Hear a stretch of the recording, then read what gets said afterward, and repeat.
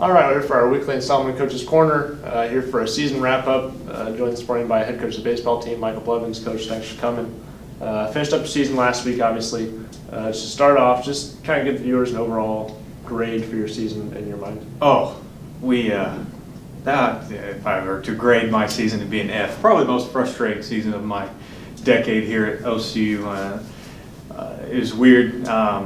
Not very deep because of a lot of different reasons. Not very deep on the pitching staff. So I knew going in pitching would struggle up until a month left in the season. The pitching had actually done extremely well. You just get worn down having a 50-game season and 6 arms going out. So that was part of the problem. But most frustrated I've ever been is our defense. I just felt like we never really gave our pitchers a chance by adding on extra outs and extra pitches throughout the years. So we competed in a ton of games. We were in more extra inning games this year than we have ever been, probably my entire time here combined. So we were just right on the cusp, but we didn't have that little extra finishability to get over the hump in several of the conference series and games and stuff like that. So it was a frustrating season. Young in a lot of places, a lot of freshman pitchers, a lot of freshman fielders got very valuable innings. So it bodes well for the future of building. Stinks while you're taking it on the chin right now. Yeah. You do have a young team, but you do have some seniors that are obviously going to be leaving the program now. Yep. They fought hard all year. It was a tough season. What was kind of your message to them as they walk away from it? I haven't talked to them yet. We'll have our senior day got rained out the last Saturday of the season, which was frustrating. But we'll have our banquet here Saturday, so I haven't really given any words of wisdom. But Caleb Penny, Jordan Dix, and Tanner Holt, they're all three great guys. They're great guys that I'm proud to allow wear our OCU baseball stuff out and about in the community. Jordan Dix, last year he was our best player, performed from top to bottom, defensively, offensively, very well. To his standards, he had a down year. We had I hoped I didn't have to move him in the infield this year, but starting shortstop goes down with an injury, so he jumps back in from center field. So moving him around all year, it's tough on him to get in a defensive flow. But he had around 280. I can't remember the final stats. He may have bumped that up because I didn't see the last 2 games yet put in there. But decent year, leadoff guy. He's the catalyst, and finally got it clicking in April. We'll definitely miss him. High character guy. Actually, I think he's going to stick around and work for the university in the admissions department for a while. So he'll still be involved in the program and helping practices and stuff. So we're excited to have him. Caleb was actually my first recruit as a coach. I started coaching a year after I played, and a couple years after that, the head coach Brian at that time told me to go recruit some kids. So I found Caleb, and he was the first kid I technically brought in for me in the program. So I was glad he was here for 4 years. Even he wasn't having the year he wanted, he was always helping the younger kids, kind of telling them this is why coach says to do this and this and that, and you'll learn that he knows what he's talking about, stuff like that. So that's really helpful moving forward. And Tanner's he's a 4-year guy as well. Caleb was a 4-year. He's an enigma wrapped in a question mark, but he's a great kid. Going on to ministry, he's already got a pastorate place laid out in Virginia. We're getting married this summer.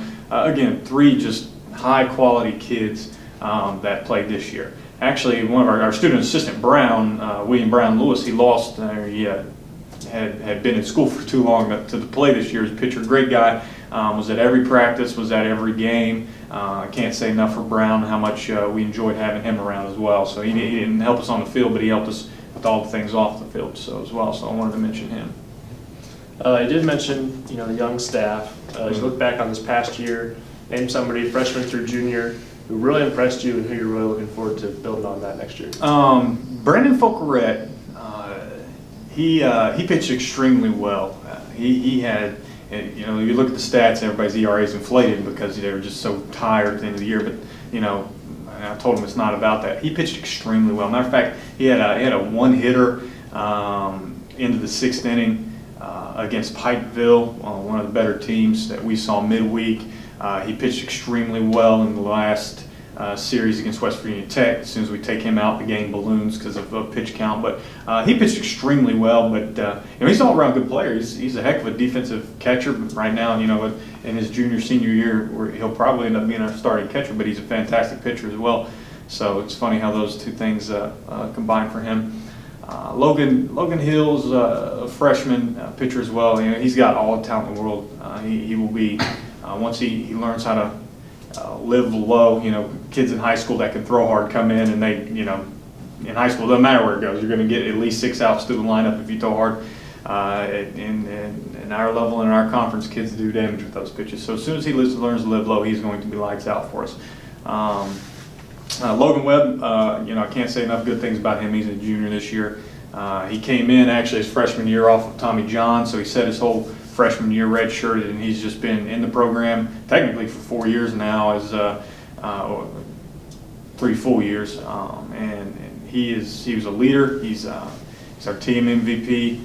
He would go out there and all but 2 games were complete games that he started, and so that says something about him. Never wants to come out of the game, and he had the stuff to finish. We pitched extremely well. 3 of our conference wins. Can't say enough about him. Final question. As you look back on the past year as a team, I know we just talked about individual players, but as a team, maybe your biggest thing that impressed you and you're looking forward to building upon, and then the biggest thing you need to improve looking forward to next year? The best thing would be our offense. We had several guys come along late. The stats weren't there where I expected them to be, but there were a lot of role players who stepped into to major roles for us as the year went on, as the upperclassmen kind of played themselves out of spots. Younger underclassmen came in and started producing extremely well. Really proud of Cameron Sorensen. He stuck him in right field this year, probably first time in his career. But anyway, you said not individual team, but offense as well. I think we can build on our offense. I'm really excited about that. Got several sticks that are above average once we can get a little momentum going.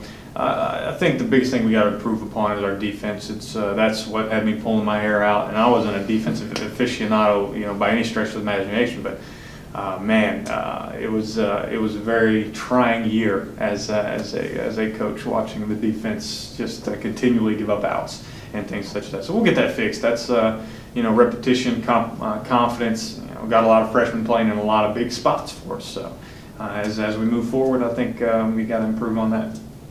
Well, thanks for coming, Coach. That's all we have for this morning. Like we said, Trailblazers just wrapped up their season last weekend. They'll have their banquet this weekend, and they'll get back at it with a young team looking forward to next year. Thanks, guys.